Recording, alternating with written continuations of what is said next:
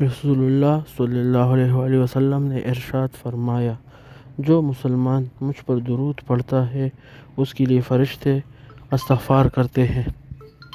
اللہ کی راہ میں شہید ہونا قرض کے علاوہ تمام گناہوں کو مٹا دیتا ہے۔ دنیا آخرت کی کھیتی ہے، جو بوؤ گے وہی کاٹو گے۔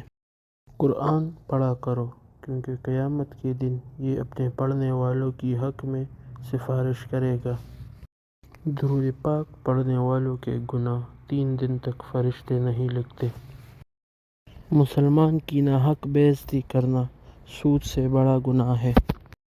جو عورت اپنے شوہر کی فرمان بردار ہو، اس کے لیے پرندے ہوا میں، مچھلی سمندر میں اور درندے جنگل میں استغفار کرتے ہیں۔ بے شک آدمی کو اس کی گناہوں کی وجہ سے رزق سے محروم کر دیا جاتا ہے۔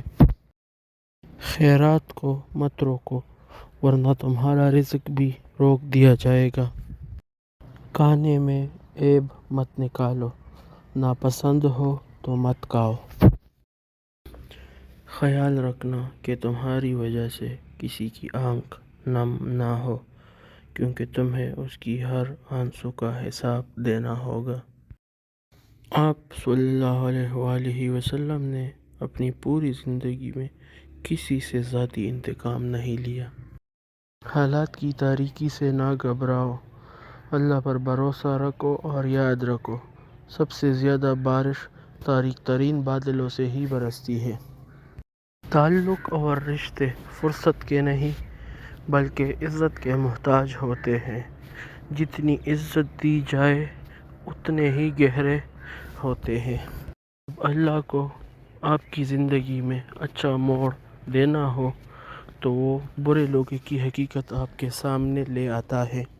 ہر تباہی کے لیے کسی کی بد دعا ضروری نہیں ہوتی، کسی کا صبر بھی آپ کو تباہ اور برباد کر سکتا ہے۔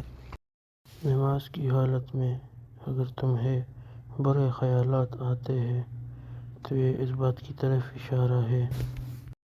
نماز کی حالت میں اگر تمہیں برے خیالات آتے ہیں تو یہ اس بات کی طرف اشارہ ہے کہ تمہارے دل میں ایمان موجود ہے۔